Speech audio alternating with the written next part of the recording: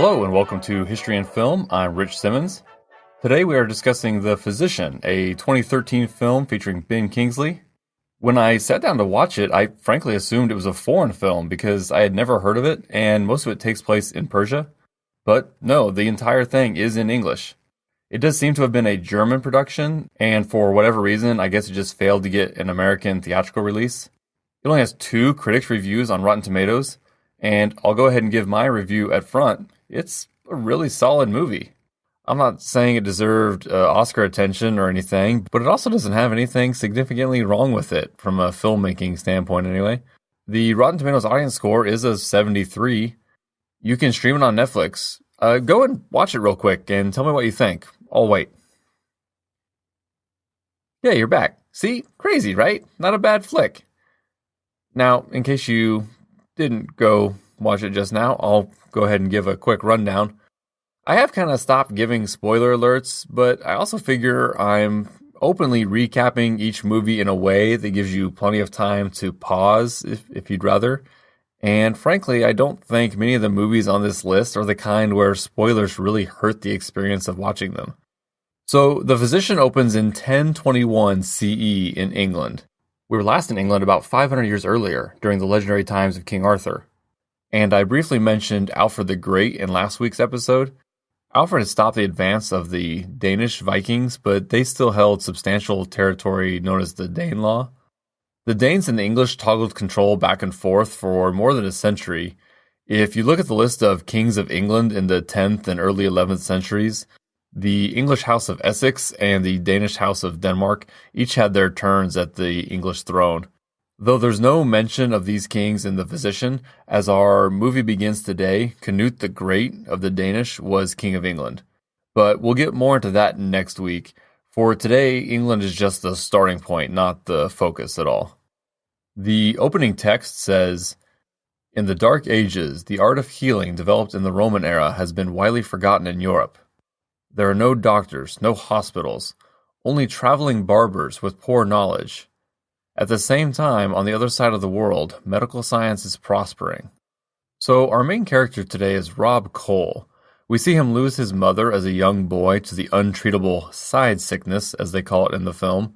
We know it as appendicitis. Wanting to learn how to help people, Rob joins with a traveling barber to learn his craft. We jump ahead about a decade, and Rob is now a young man, helping the barber set bones, pull teeth, and sell snake oil-type concoctions to the ailing mobs who flock to see them. Many curse them for using witchcraft or black magic. Some of what they do actually works, but a lot of it is nonsense. And I should mention that Rob Cole is fictional, but he will encounter a couple of historical figures later in his journey. Rob is hungry for knowledge and asks the barber if he's ever considered dissecting a dead body to try to figure out exactly what's going on in there. The barber immediately shuts down the idea. He says that that's necromancy and the church would burn him at the stake for something like that. Time passes and the barber is growing blind. More and more, Rob has to take on more of the work himself. They encounter a Jewish community that can supposedly treat blindness. The barber is wary, having heard they mutilate their children, a reference to circumcision. The Jews perform a cataract surgery on the barber and his sight is restored. Rob is in awe. It's his first look at true medicine. They tell Rob they learned their craft in Isfahan. Rob asks if this is somewhere beyond London, and they laugh at how small his world is. And they show Rob a map of the known world stretching from Britain to China. Isfahan is more than halfway across the world in Persia. They tell Rob of the world's greatest physician, Ibn Sina, who teaches in Isfahan. Rob asks how to get there, and they tell him it's pointless, that he'll be killed once he reaches Egypt, as Christians aren't allowed. Only we Jews are tolerated, they say. Still, Rob is determined to try. The barber is upset to lose him, but understands that Rob has outgrown him at this point. So Rob poses as a Jew, calling himself Jesse, and begins his journey. We jump to months later, and Rob is in Egypt, where he actually circumcises himself to complete the disguise. He joins with a caravan traveling to Isfahan, which is scheduled to be a 2-month journey from Egypt. Along the way, Rob and a girl in the caravan named Rebecca take a liking to each other, but he is told to keep his distance. And a massive sandstorm hits near the end of their trip, and only Rob is seen making it to Isfahan alive. He's initially rejected at the school. You can't just show up with no money and no letters of recommendation and expect to be a student at the best school in the world.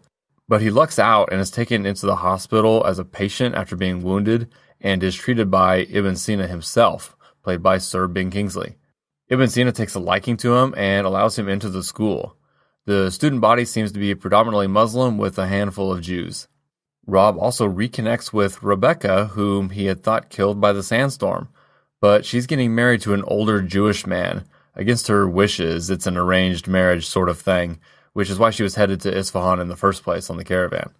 Now, while Rob is learning a lot and admiring Ibn Sina's wealth of knowledge, there's a subplot throughout the film involving those who aren't happy with the Shah. The Shah, the leader of the city, is the one who encourages the arts and sciences and embraces diversity of religion and thought. Meanwhile, the local imam considers this disgraceful and riles up his congregation against the Shah, while also conspiring with the more fundamentalist Seljuks that have been raiding the region. They've had enough of this learning nonsense and want to kick the Jews out of the city and close down the school, with the idea being, I guess, that serving Islam should be their only focus. Things kick into high gear when the Seljuks smuggle one of their men dying of bubonic plague into the city. This causes a huge panic, and many, including the Shah, flee the city. But Ibn Sina and his students, including Rob, decide to stay behind and treat the highly infectious disease. Rob asks Ibn Sina if they can cut open and inspect the corpses. Ibn Sina reacts just as vehemently as the English barber had. It desecrates the body in a manner against all of their face. And Rebecca also ends up in their hospital as one of those infected. Her husband has abandoned her to die and fled the city. Finally, Rob happens to notice fleas on all the victims and wonders if they are carrying the disease. Operating under this assumption, they burn all the dead bodies and set poison out for all the rats who carry the fleas, and then burn the dead rats as well. Rebecca luckily recovers. The plague wasn't fatal for everyone, and the plan worked. A little time goes by, and people return to the city, including Rebecca's husband. Everything kind of starts going back to normal. Then, out of a sort of frustration with their situation, Rebecca and Rob have sex and he does get her pregnant.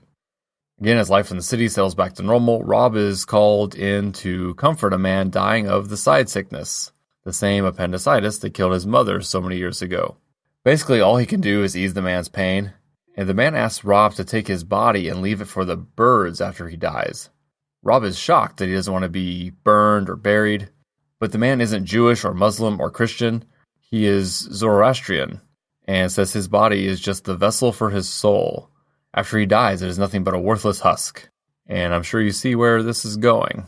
In secret, Rob dissects the man after he dies, drawing sketches as he goes. He discovers the appendix in the location where people report pain during side sickness and guesses that this is the cause of death. Then, as movies do, everything goes to hell at the same time. Rob is arrested along with Ibn Sina, who are both sentenced for death for Rob's crime of necromancy for dissecting a body. Despite Rebecca's attempts to convince her husband that he is the father of her unborn child, she winds up accused of adultery. At the same time, the situation with the Seljuks and the conservatives within the city reaches a head. The imam prepares his followers to riot, and the Seljuks prepare to lay siege to the city. The Shah has fallen sick, and if he doesn't recover, the whole city will be lost without him to rally his troops. He's been diagnosed with, of course, side sickness. So Rob and Ibn Sina are called out of their prison cell and charged with the task of saving the Shah's life or everything is lost. They perform the world's first appendectomy, and while the Shah isn't in great shape afterward, he is able to get up on his horse and lead his men into battle. But the city is lost.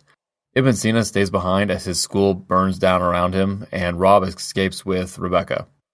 Time passes and we close back in England. Our old friend the barber is wondering why no one is showing up to see him in London. Is no one sick in this city anymore? A boy passing by tells him it's because of the new hospital built by the physician from the Orient, Physician Cole.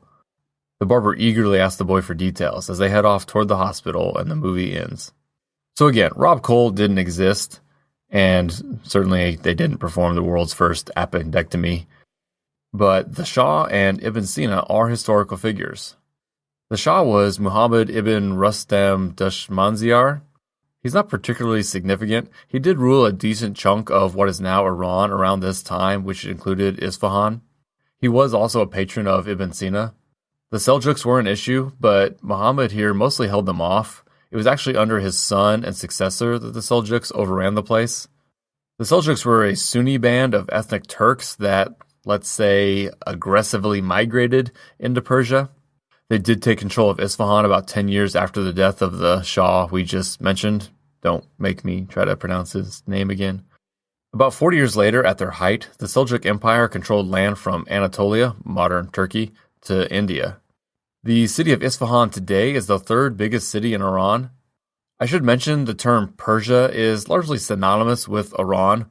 Iranians speak Persian, and all these Persian empires we've mentioned over the centuries are roughly centered around modern Iran. Also, something that's never really been on my radar until now is UNESCO and its list of World Heritage Sites around the world. I'm going to blame my American education.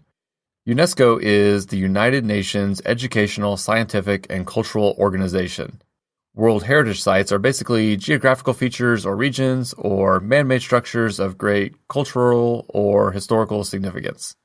In the U.S., for example, these sites include many of our national parks, plus things like the Statue of Liberty and Thomas Jefferson's home at Monticello. There are over 1,000 World Heritage Sites across the world, so I'm sure I won't mention every one we come across, but it would seem to be worth your time to check out any of them you happen to find yourself near. I bring this up because Isfahan is home to one of them. Nakshi Jahan Square, I didn't pronounce that right at all. Basically, it's a large public square built around 400 years ago, bordered by a couple of mosques, a palace, and a large gate. The Buddhist temple of Borobudur in Indonesia, which I mentioned in a previous episode, is also a World Heritage Site. There seems to have been people around the Isfahan area for as long as there has been people. Before the Seljuks took over, it also seems to have had a long history of embracing diversity. In the 6th century BCE, during the reign of our old friend Cyrus the Great, who conquered Babylon, the ethnically diverse Isfahan served as an example of his religious tolerance. But easily the most important figure in the physician is Ibn Sina, again played by Ben Kingsley. He was also known as Avicenna, which I guess sounds similar, but it's spelled completely different. Here's your word of the day, everybody. Polymath. A person with expertise or knowledge in a wide range of fields, so people like Leonardo da Vinci, Benjamin Franklin, or maybe even Elon Musk today. Ibn Sina was a famous polymath of the Islamic Golden Age. I couldn't actually find evidence of a school in Isfahan like the one we see in the movie, but he studied and wrote on everything from physics and astronomy to theology and poetry, and yes, medicine does seem to have been his main focus. Searching the name Avicenna in Amazon yields several books by and about Ibn Sina that you can check out. He claims to have memorized the Quran by the time he was 10 years old, and that he read Aristotle's Metaphysics 40 times. When he was 18, he was already a fully qualified physician. Again, this was 1,000 years ago. So he basically traveled around the region, practicing medicine, giving lectures on things like astronomy, and often serving in the courts of noble families. He was well known and well respected. And the last decade of his life was in the service of the same Shah we met in today's movie. When he grew ill and friends told him to take it easy, he supposedly said, "I prefer a short life with width to a narrow one with length." Which, let me say, what an interesting way to look at it, right? To think of your life not as something linear, but as something having a sort of geometric area to it as well. As he was born in what is now Uzbekistan, the Soviet Union in 1980 issued commemorative stamps on the 1000th anniversary of his birth, and his face is on currency in Tajikistan today. There's a statue of him at the UN office in Vienna, Austria, and UNESCO, which I mentioned before, awards a prize every 2 years for ethics and science, and it is called the Avicenna Prize. I know I haven't really given details of his contributions to the academic world, but it's almost just too dense. Here are a few just to kind of give you an idea. He proposed the notion that Venus is closer to the sun than the Earth is. He had theories about how petrification of fossils worked. He wrote about the relationship between the mind and the body and on the diagnosis and treatment of many diseases. Now, what about the Islamic Golden Age as a whole? What was it? Basically, while Europe was still stuck in the so-called Dark Ages, the Islamic world was a place where science, art, and knowledge thrived. Just as the Medicis in Italy will later sponsor and encourage the art of the Renaissance, So were the Islamic rulers patronizing scholars centuries before. Some of these scholars may have even earned salaries equivalent to today's professional athletes. As the Muslims conquered new regions, they were eager to learn what scientific knowledge those they had conquered had to offer. In fact, many ancient works of the Chinese, Greeks, Phoenicians, and others may have been lost forever if not embraced and translated into Arabic during the Islamic Golden Age. For 4 centuries, the House of Wisdom in Baghdad served as a library and center for knowledge and intellectual study before it was destroyed during a Mongol invasion. The University of Al-Qarawiyyin, again, I'm not saying that right, in Morocco is the oldest continually operating degree-awarding institution in the world. It has been open to students since 859 CE and was founded by Fatima Al-Fihri, the daughter of a wealthy merchant. Finally, of course, our good friend algebra comes from this part of the world. The word comes from the Arabic al-jabr, meaning reunion of broken parts. I want to briefly mention human dissection as the taboo surrounding it was so important to today's story. History is a little unclear here as the practice may not have always been documented. It does seem to be something that all across the world went back and forth from periods where it was allowed and even encouraged to periods where it was frowned upon, if not directly forbidden. I couldn't find any reference to it actually being considered a form of necromancy, though. As to the Zoroastrian man whom Rob dissected in the movie, I probably could have mentioned Zoroastrianism back when we talked about the roots of Judaism or Christianity. It seems to be about as old a faith as Judaism and is still practiced today, though only by less than 250,000 people. It's significant as it may have predated Judaism with ideas like monotheism, heaven, and free will. Speaking of cutting people up, what's with circumcision? About 1/3 of the men in the world are circumcised. The origins of the practice seem to predate written history. In Genesis, I guess, God tells Abraham to do it, and this is why Jews and Muslims are almost universally circumcised. Outside of a few areas of Africa and Asia, the other place where it is widespread is the United States. Our European counterparts are actually rarely circumcised. According to the humorous educational video series Adam Ruins Everything, it started in the States about 100 years ago as a sort of puritanical and ineffective way to discourage premarital sex and masturbation, similar to the more barbaric female circumcision practiced in parts of the world today. And everyone just kind of kept doing it culturally without thinking about why. There may have been times when it was considered a medical benefit, but today no major medical body either encourages or discourages the practice. In fact, some consider it controversial now as it's an elective body-modifying procedure almost always performed without the informed consent of the patient, as the patient is typically a newborn boy. Moving on, I did notice one anachronism in the closing shot of the movie. As it pans up to an aerial shot of London, we see the Tower of London off to the left, but this wasn't built until the 1080s by William the Conqueror, so at least a few decades after the end of our story here.